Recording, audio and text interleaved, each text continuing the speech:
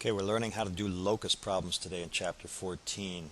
Locus is a word that is roughly synonymous with the word set, so when we talk about a locus of points, that just simply means a set of points that meets certain conditions. So here are some pre-solving tips, some solving tips, and then sort of some post-solving tips that we'll talk through as we actually solve these problems. So the first problem on this page says find the locus of points. Again, that's a set of points that are a given distance d from a given point p. In your textbook, a lot of times they'll have this phrase given distance, given point, but they won't name the given distance something. They won't name the given point anything. My first tip for you when you're doing problems in the book is that you should name given objects as you place them or think about them in your work. So I've already done that in this problem here for you, but again, they don't do it in the book so much. And when you encounter the phrases given distance or fixed distance, imagine a specific value for that distance, like pick a value, 2, 3, 5, whatever.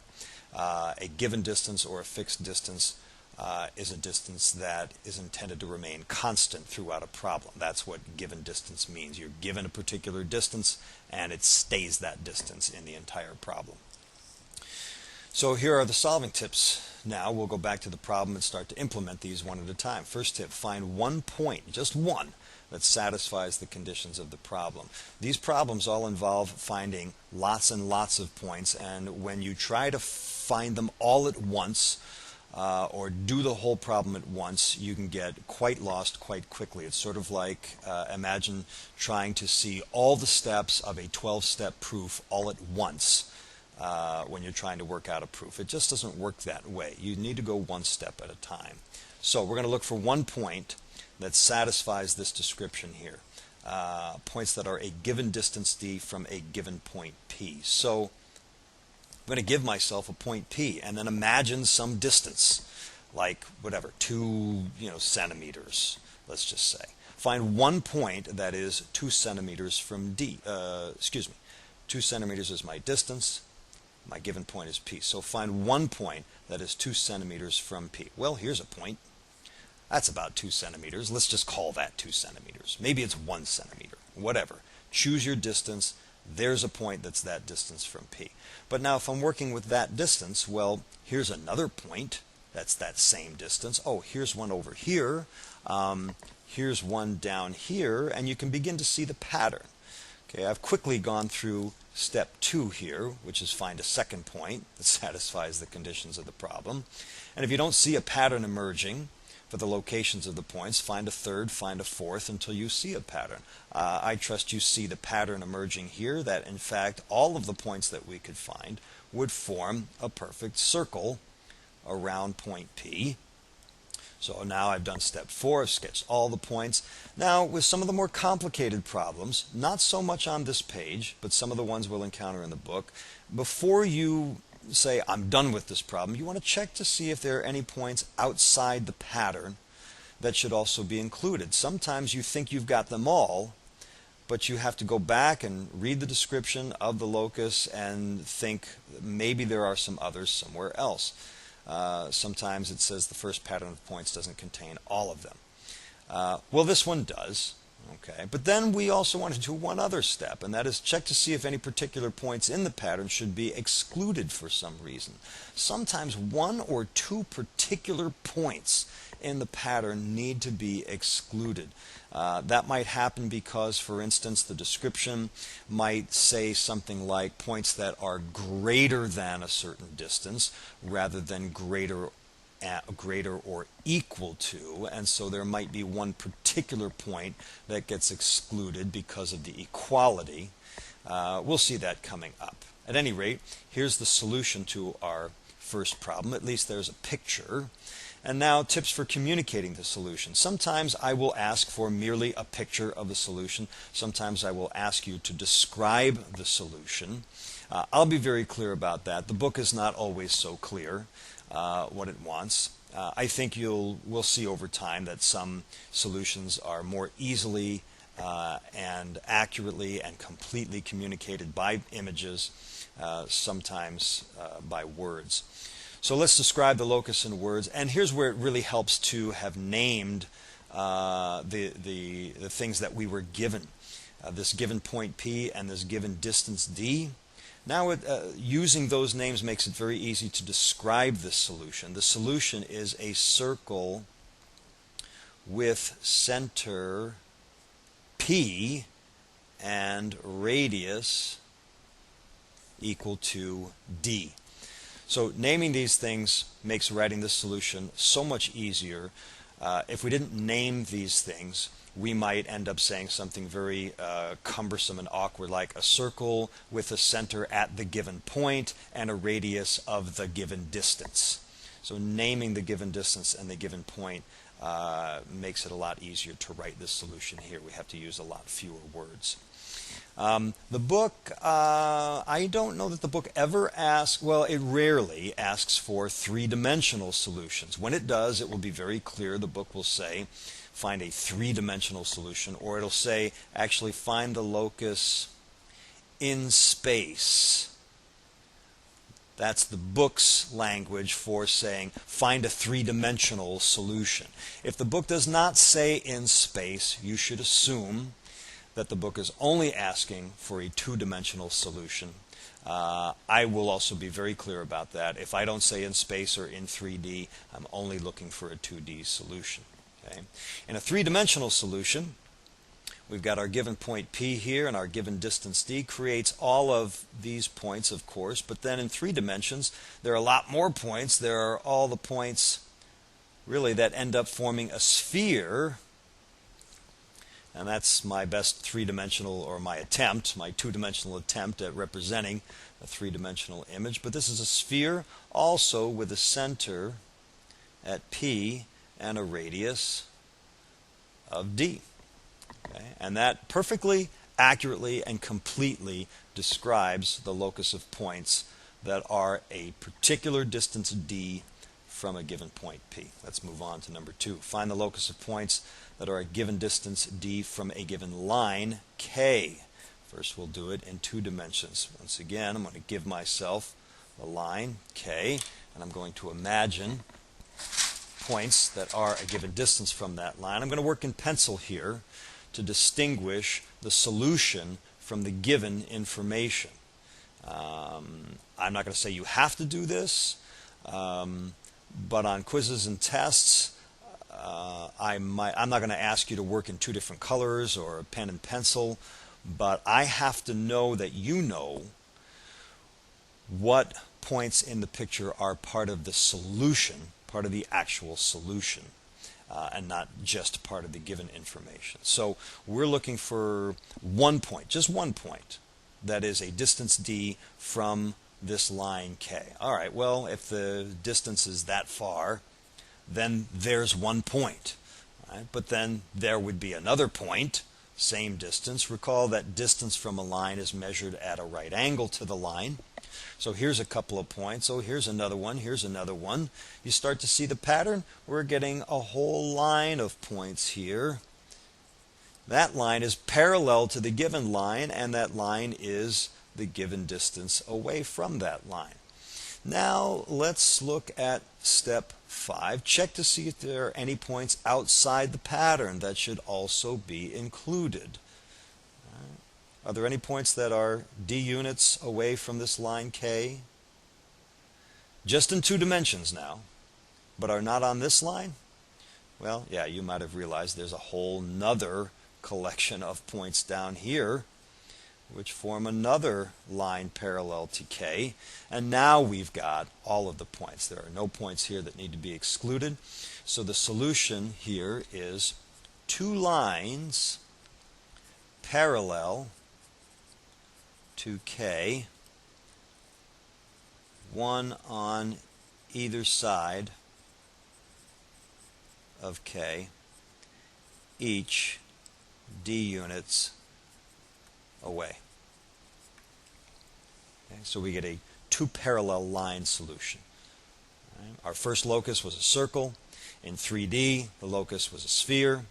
Here, our second solution turns out to be 2 parallel lines. How about in 3D? Once again, here's the given line K. in 2 dimensions, we get all of these points here that are d units away. But what about in 3 dimensions? What do we get? Some people will say a sphere, but it's not a sphere, but rather it is, what's that looking like? A cylinder. Actually, it's a cylinder that really has no ends to it. If we're talking about a given line, K, as opposed to a line segment, okay, then this cylinder goes forever, left and right. It really has no bases to it, so to speak. And so our solution is, I'll just describe this as an infinitely long cylinder. And again, because we've named this line K, and we've named the distance that all of these points are from KD, we can describe the radius of the cylinder. The radius is equal to D, and we can describe K is, I might call this the axis of the cylinder. That's not a big deal. I'm not going to make a big deal out of that phrase. Technically, I'm not sure that that would even be recognized in the wider math community, that there is such a thing as the axis of the cylinder. But I think it does sort of help us see this in our mind if we don't have a picture in front of us.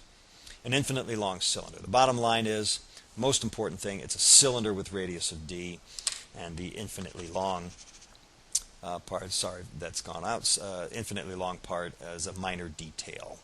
Let's go to the back side of this handout and do a few more. Find the locus of points that are equidistant from 2 given points A and B. Sorry about the misprint there, the typo, 2 given points A and B. So let's give ourselves 2 points A and B. And let's just look for 1 point now. 1 point that is equidistant from A and B. Where would that point be?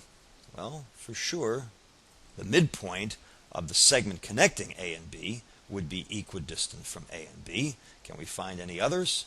No. How about this point up here? That might be equidistant from A and B. But then there would be another one down there, wouldn't there? Equidistant from A and B. How about this point right here? Would be equidistant from A and B. And maybe that point in there. And again, you can see the pattern emerging here. It's a whole collection of points forming a straight line. Okay. And so the solution is a line, but whenever your solution is a line, if you can tell me how that line is oriented, I want you to tell me. If the line is parallel to anything in the given information, I want you to tell me, like we just did in problem number 2. If the line is perpendicular to anything, I want you to tell me what it's perpendicular to. If it bisects anything, anything about that line that is significant or interesting, I want you to tell me. In this case, the line would bisect the segment and be perpendicular to the segment connecting A and B. This is something really we learned quite a long time ago. I'm thinking chapter 3 when we were doing congruent triangles and perpendicular bisectors and altitudes and medians. So a line perpendicular to segment AB and bisecting segment AB. Or you could simply write the perpendicular bisector of segment AB. There's our 2D solution. Our 3-dimensional solution, once again, here's A, here's B. 3-dimensional solution certainly includes the 2D solution, but now it's also going to include more points. Imagine points coming out of the page. Okay, right straight up off the page, and also through the page underneath you'd have a whole entire plane of points, which is tricky to draw. I probably would not ask you to draw such a solution. I'm going to make an attempt at doing that here. Oops. There we go. So that's supposed to be a plane coming straight out of the page and straight into the page, not really at an angle, but that's just how you have to draw it to try to represent it properly on a flat piece of paper. I might ask you to write a solution to this because it's so much more easily communicated, I think, in writing, and more accurately and more in more detail. You can communicate the solution in writing. So the solution here would be a plane that is a perpendicular bisector of segment AB. And there's only one place that such a plane could exist. If you have a segment AB, a plane that bisects that segment has to go right through the midpoint of that segment, and a plane that is perpendicular to that segment has to be oriented a very specific way. So that's really all the detail that we would need about that solution. It perfectly communicates that solution accurately, thoroughly. Let's move on to the next problem. Find the locus of points that are equidistant from the sides of an angle A. So let's give ourselves an angle A, and let's find one point. Just start out with one point that is equidistant from the sides of an angle. Well, looks like maybe there would be a point that would be the same distance from that side of the angle as it is from that side of the angle. Again, distances are measured at right angles. So there's one point. But it looks to me like, there would be a point there. There's a second point right there. That looks like that point would be the same distance from this side of the angle as it is from that side of the angle. So I've got 1, 2, 3 points so far. What does the pattern look like? Sure, the angle bisector of that given angle. Okay. Now let's check outside the pattern. Any other points that are the same distance from this side of the angle as from this side of the angle? Well, you might argue that this point out here is the same distance from that side of the angle as it is from that side of the angle. But that raises the question, how would we measure the distance from this point to that side of the angle? Since the side of the angle stops right here, where would we measure the distance from that point to this segment? Would we extend that side of the angle and measure the distance here?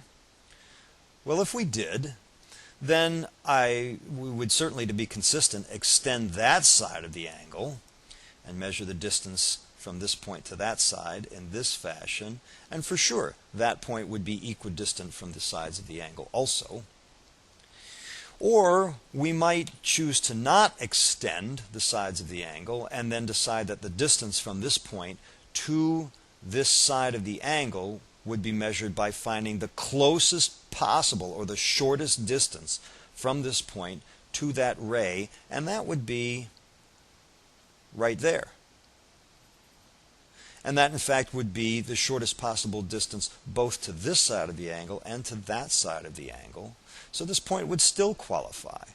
And so would this point and this point and this point. In fact, we end up getting a whole entire line that bisects angle A. So we'll get a line that bisects angle A. And in 3D, again, all that's going to happen here is that collection of points will be extended up straight above the page and then down into the page.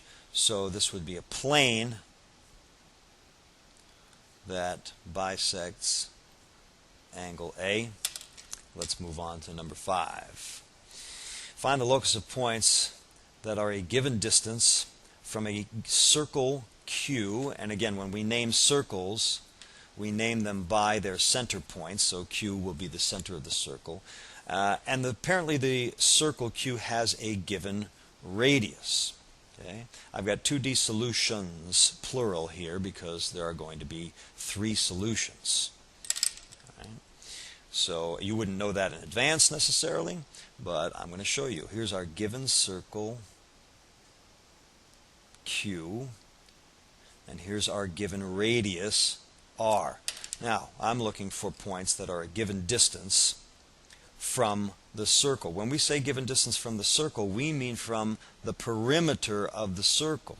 Recall that when we talk about a circle, we're really only talking about the perimeter of it. The center point is not a point of the circle or necessarily a point on the circle. It is the center of the circle. But when we talk about points on the circle or the circle itself, we're just talking about these points here. So we're looking for one point that is a given distance d from this circle. So let's pick a distance d. Maybe that far away from the circle. There would be one point. Now if we're looking for another point that is that same distance from this circle, how about that point there?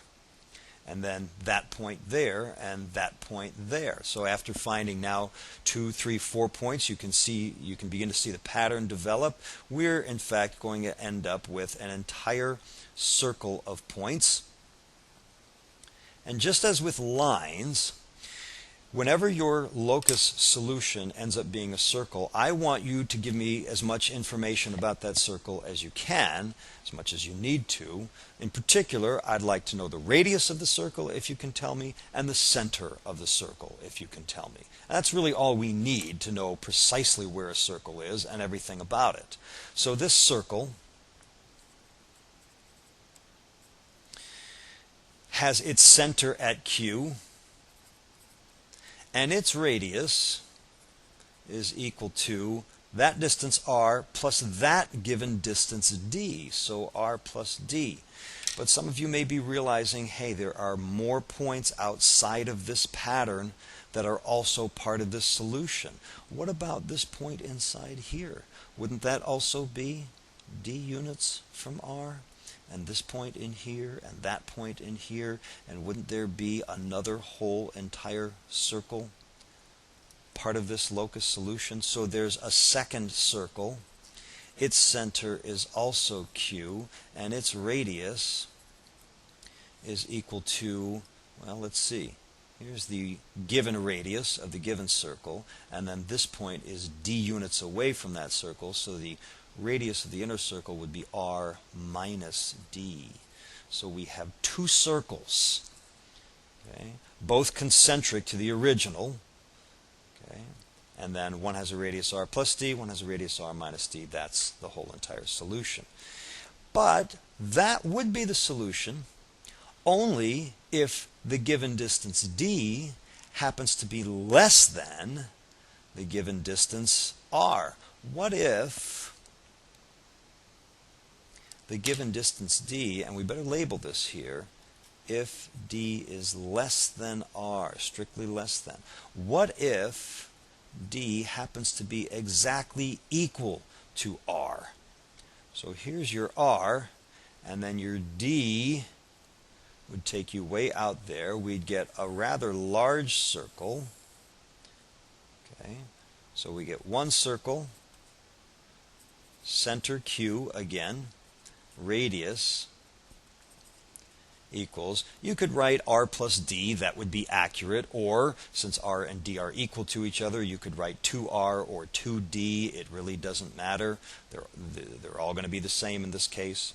But now when you go to the inside, right, if you go d units away from the circle, inside the circle, towards the center of the circle, you're going to end up right there at the center of the circle. That one point is the only point inside the circle which is d units or r units away from the circle itself. So the center Q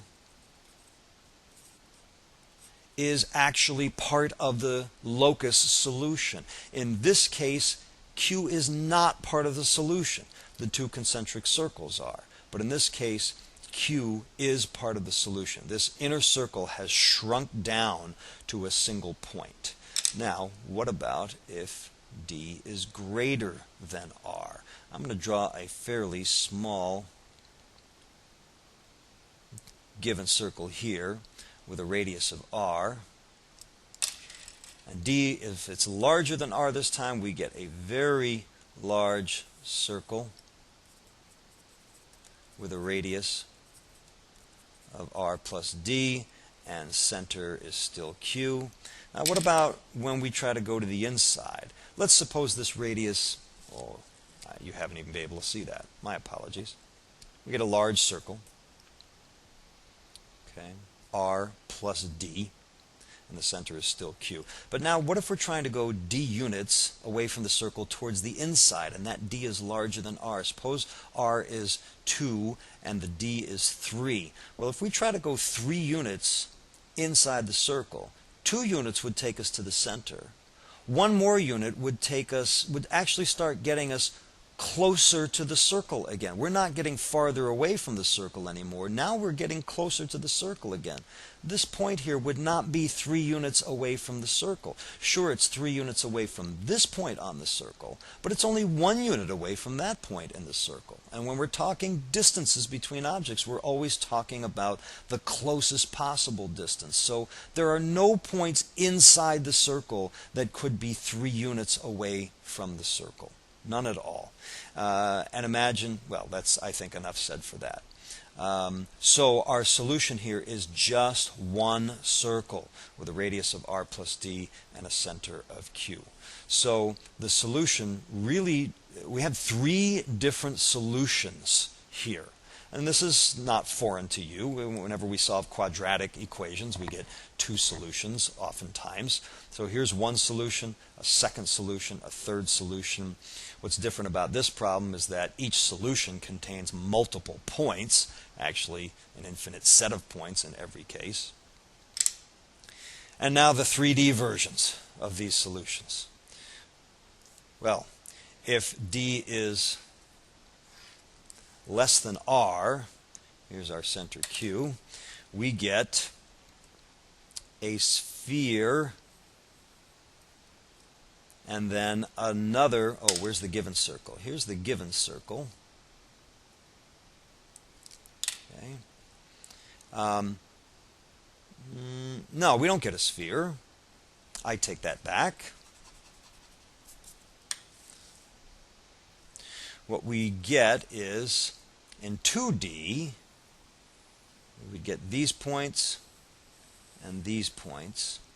In 3D, we get all the points that circle around that given circle. And so effectively what we get is an inner tube.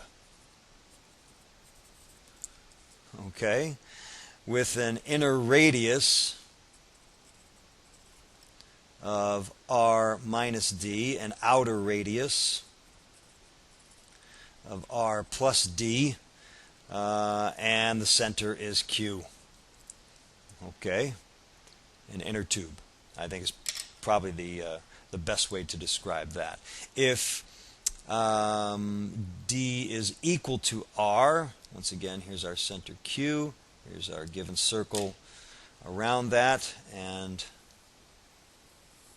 so we got that circle, but then the inner circle has shrunk down to a point, and so again we get a collection of points that are circling around the given circle like that. It's sort of like an inner tube that has become so fat that there's really no hole running through the middle, but the insides of the inner tube are all touching each other right at that point. So again, we've got an inner tube with no hole this time. Okay, the outside radius is R plus D, or 2R, or 2D. Outer radius equals, I'll just call it 2R. Okay, and then what about in 3D? Now this is one of my favorites. You've got your given circle here, and then you've got a very large circle going around it because that D is greater than that R. And then you've got points coming into the middle, but here's the problem. They can't really go through the center anymore. They can't get down to the level of that circle. You've got points coming in from all sides, sort of hitting each other above that center point there. It's sort of like in 3D, kind of like maybe like an apple or a pumpkin. It's not really a sphere yet because over the center of the circle there, the points are coming down closer, sort of closer to the center than they were out here. This is a tough one to visualize, but if you, well, I'm not sure how tough it is to visualize. It looks like something like an apple or a pumpkin, where at the top and the bottom of the apple, the points sort of collapse in. It's kind of like, if you can see this thing with my hands here, rotate this thing around 360 degrees. You have something like an apple or a pumpkin. Let's just call it a pumpkin or an apple. That'd be good enough for me. Okay? Good luck with the homework. We'll see you back in class.